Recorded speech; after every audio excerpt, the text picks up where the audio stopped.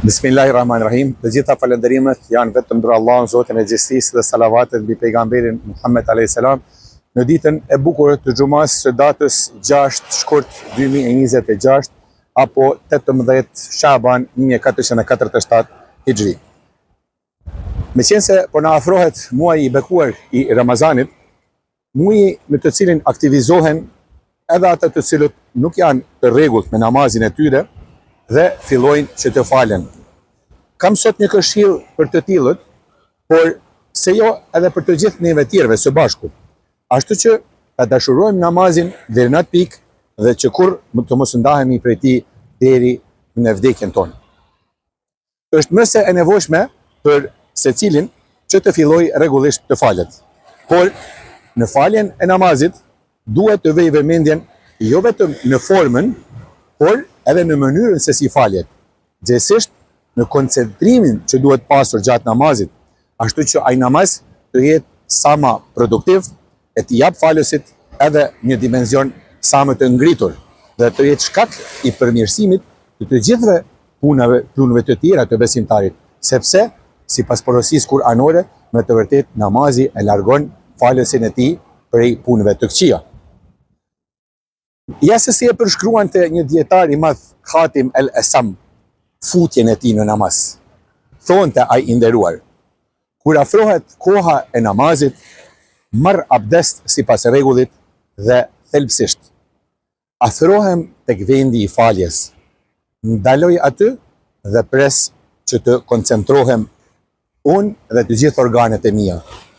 Pastaj e filloj namazin duke e paramenduar qaben para meje, urën e siratit nën këmbët e mia, xhennetin në të djathtë dhe xhehendemin në të majtë, kurse melekun e vdekjes pas shpinës time.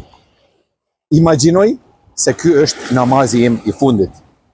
Kështu falem në mes frikës dhe shpresës, derisa e marr tekbirin bindshëm, e lexoj Kur'anin sipas rregullave, bëj ruku me përulje, kurse sejdën me përqendrim. Ulem në kërdhoklën e majt dhe shtri këmbën e majt dhe e drejtoj shputën e këmbës së djathtë duke e kthyer gishtin përpara. Të gjitha këto i bëj me sinqeritet, devotshmëri dhe përulje.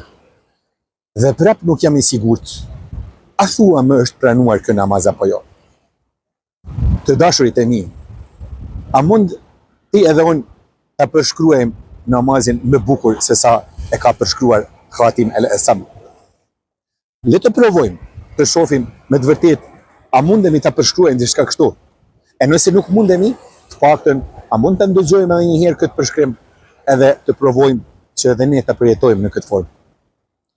Dietarët janë pajtuar se nga namazi njeriu t'i takon po aq sa ka qenë i vëmendshëm edhe i përqendruar brenda tij.